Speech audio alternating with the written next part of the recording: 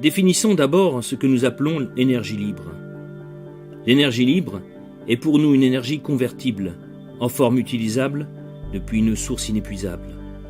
C'est une énergie parfaitement décentralisée, permettant à chaque foyer d'avoir sa propre source sans que l'énergie ne soit acheminée par câble depuis une source centralisée la produisant. Nous précisons également que l'énergie libre n'a absolument rien à voir avec le mouvement perpétuel. Ce dernier est souvent associé, à mauvais escient, à l'énergie libre, dans le seul but de discréditer toute possibilité d'engendrer cette forme d'énergie. Nous l'affirmons clairement, le mouvement perpétuel est tout simplement impossible techniquement. Nous ne traiterons donc pas de ce sujet inutile. Regardons maintenant concrètement ce qui a été fait pour la création de cette énergie libre. Revenons aux activités de l'ingénieur Nikola Tesla. En 1899, Tesla aménagea dans son laboratoire à Colorado Springs, dans l'État du Colorado aux États-Unis, et entama ses expériences sur les ondes terrestres et atmosphériques afin de trouver de nouvelles formes d'énergie, gratuites et illimitées entre autres. Il a alors l'idée d'utiliser un phénomène connu sous le nom de résonance de Schumann. Il existe autour de la Terre une cavité qui résonne à une fréquence d'environ 8 cycles par seconde. Cette cavité est comprise dans l'espace entre le sol que nous foulons et l'ionosphère. Cette bande, qui fait environ 60 km, est une caisse de résonance tridimensionnelle dans laquelle on peut transmettre de l'énergie électromagnétique de 8 Hz, sans presque aucune atténuation. La résonance de Schumann tire ses mégawatts d'énergie des éclairs qui se produisent plusieurs fois par seconde partout dans le monde. Sachant qu'une cavité résonante peut être excitée et que l'énergie peut être transmise dans cette cavité, il devrait être possible d'engendrer une résonance et de transférer l'énergie via la cavité à n'importe quel point de la Terre. Ce qui résulterait, à toute fin pratique, en une transmission sans fil d'énergie électrique. C'est donc dans son laboratoire de Colorado Springs que Tesla mit au point la technologie qui lui permit de produire des courants à très haute tension. Le laboratoire abritait une gigantesque bobine Tesla et un mât télescopique permettant d'élever une boule de cuivre à une hauteur de 43 mètres.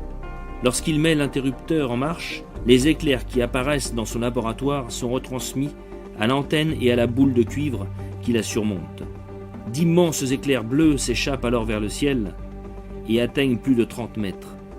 Le tonnerre provoqué par ces éclairs s'entend à 25 km à la ronde. Pour Tesla, c'est un couronnement de la foudre fabriquée par l'homme. Tesla en conclut que le courant d'énergie de la Terre peut être utilisable pour transmission de l'électricité n'importe où sur la planète. Il retourna à New York en janvier 1900, satisfait de savoir qu'il pourrait maintenant mettre en pratique son rêve de communication sans fil.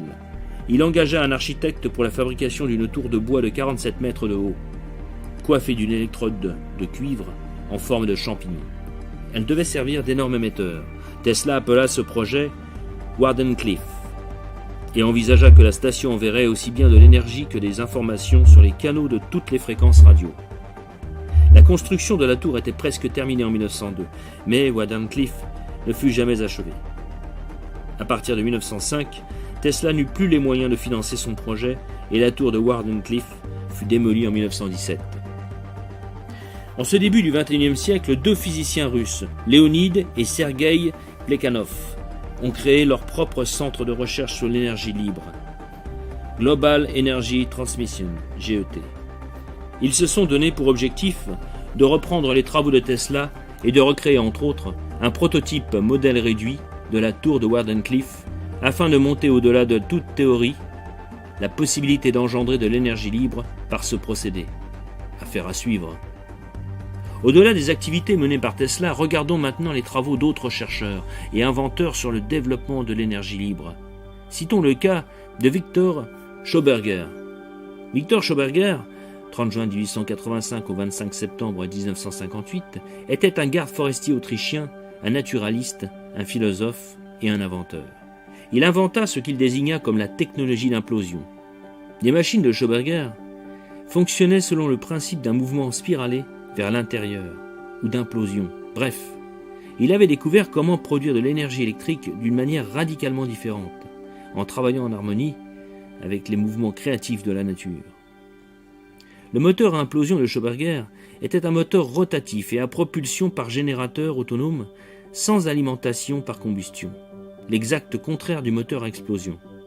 Il rejetait le moteur à explosion car il soutenait qu'il contredisait les lois naturelles, étant donné que c'est un phénomène destructeur. Le moteur fut développé durant la Seconde Guerre mondiale par le Troisième Reich. Il comportait un circuit fermé avec un mélange d'eau et d'air, mu par un moteur électrique, fourni par l'aviation allemande, et il atteignait 20 000 tours minute.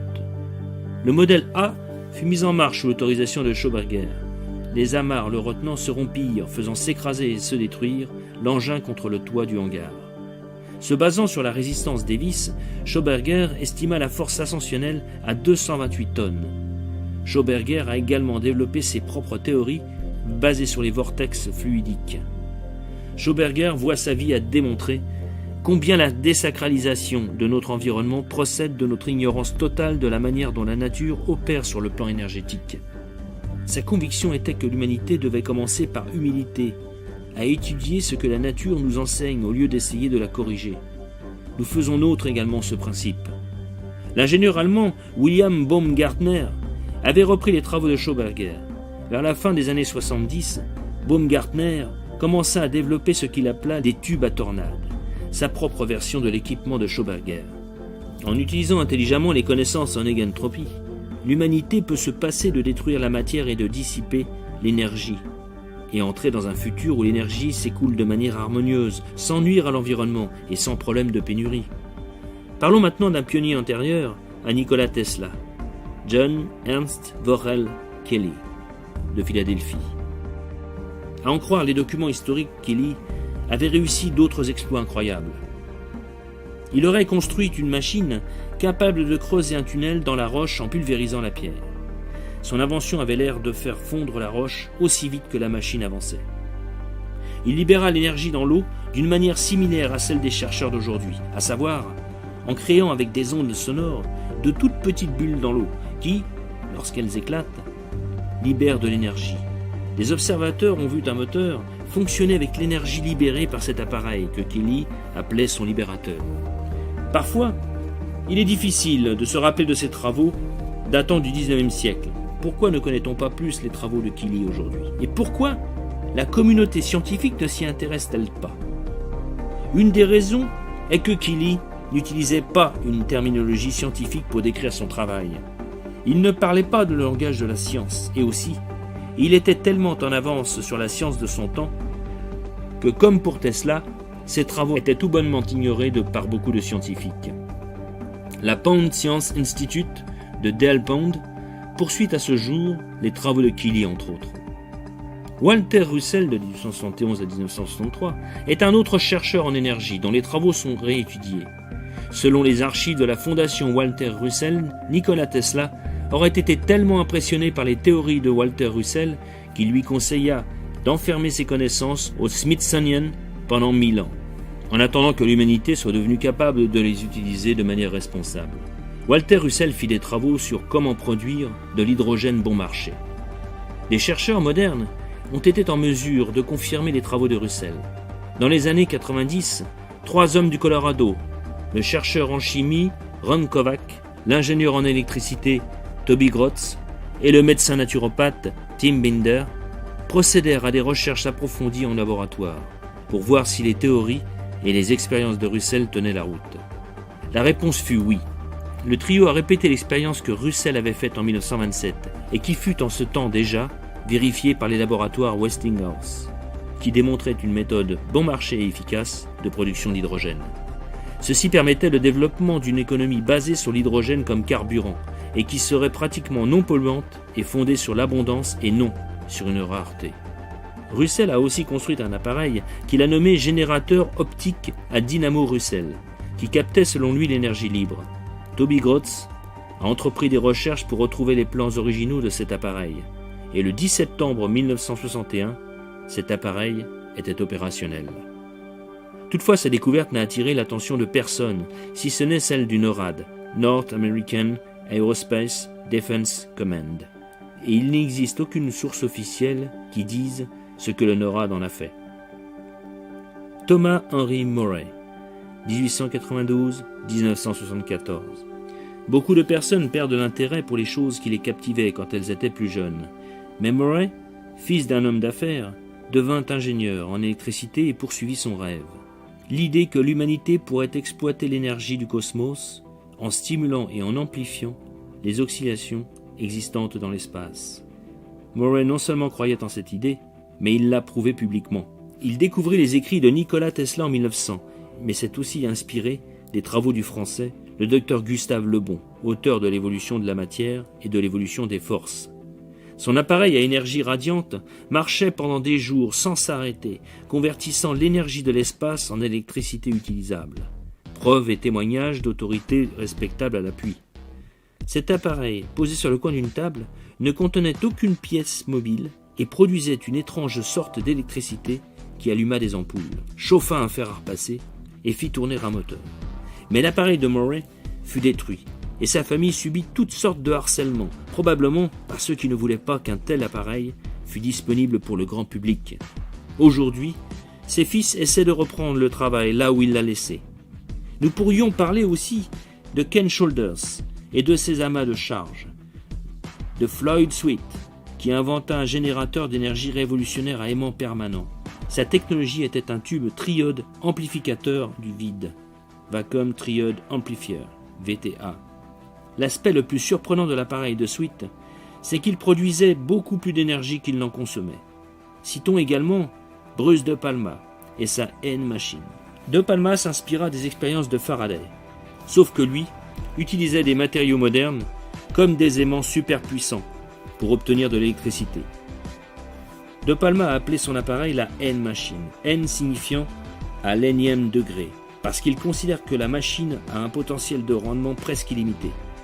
Citons le Bolivien Francisco Pacheco et son générateur d'hydrogène. Le 27 juillet 1974 à Point Pleasant, dans le New Jersey, Pacheco fit marcher pendant 9 heures un bateau de 8 mètres avec l'eau de l'océan comme combustible. Son invention séparait l'hydrogène de l'eau de l'océan au fur et à mesure du besoin pour en utiliser l'énergie. Les implications étaient énormes. Voici un réservoir à combustible de la taille d'un océan rempli d'énergie gratuite. Alors qu'habituellement, la fumée des gaz d'échappement se propageait au-dessus de l'océan. Ici, les déchets du générateur n'étaient que de l'eau claire. Mais Pacheco, comme beaucoup d'autres inventeurs, s'est heurté à un mur de silence et d'indifférence à l'égard de son invention, etc., etc., etc. Il y aurait encore tant de chercheurs, inventeurs et découvreurs à citer ainsi que leurs inventions pour l'énergie libre, mais ça serait bien trop long. Bref, ce que l'on peut en conclure, c'est que lorsque l'on voit tout ce qui a été fait pour le développement de l'énergie libre, on ne peut nier l'évidence de la possibilité d'une telle énergie, si difficile puisse être son accessibilité à ce jour. Car malheureusement, les quelques chercheurs, inventeurs que nous venons de citer dans cet exposé ont pour la plupart subi de violentes répressions dues à leur découverte. Laboratoires saccagés ou incendiés, comme pour Tesla, menaces de mort, mais aussi des coups de feu, comme pour Murray, ou des suicides ou accidents étranges. La plupart furent souvent discrédités et critiqués par les experts, comme les pionniers l'ont été dans le passé, de Galilée à Max Planck. Et encore, pour Galilée, il y aurait des choses à dire. Et pour cause, énergie libre égale liberté individuelle. Comme nous l'avons déjà dit, l'énergie libre désigne avant tout une énergie décentralisée, permettant à chaque foyer d'avoir sa propre source d'énergie. Et qu'y a-t-il de plus répugnant pour des financiers que la liberté individuelle, eux qui veulent tout contrôler et tout faire payer pour s'enrichir, ainsi que les régimes politiques travaillant pour eux. On comprend dès lors que cette énergie libre puisse être un fardeau pour ces gens-là. Mais Victor Schauberger ne les rendait pas seulement responsables. Son aversion était plutôt contre les grands domaines scientifiques pour leur arrogance et leur esprit de caste. Il fustigeait également les chercheurs en raison de leurs œillères et de leur incapacité à faire des recoupements, contrairement à ce que nous faisons souvent aujourd'hui. Il ne tenait pas la hiérarchie politique pour responsable des malheurs du monde. Il pensait que les dirigeants politiques sont foncièrement opportunistes, au point d'être les jouets du système. C'est à ses propres adversaires, qualifiés par lui de scientifiques, techno-universitaires, qu'il reprochait l'état pitoyable du monde. Mais comme nous défendons la décentralisation du pouvoir dans le cadre d'une monarchie de salut public, il est donc tout naturel pour nous de défendre également la décentralisation énergétique de notre pays avec les avantages écologiques que cela implique.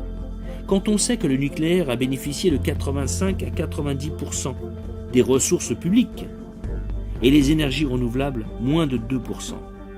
Nous préconisons d'inverser la tendance et qu'un pourcentage élevé de ces ressources aille à la recherche et au développement de l'énergie libre sur la base des travaux qui ont été amorcés depuis plus d'un siècle déjà par tous les chercheurs et inventeurs qui ont œuvré pour sa réalisation.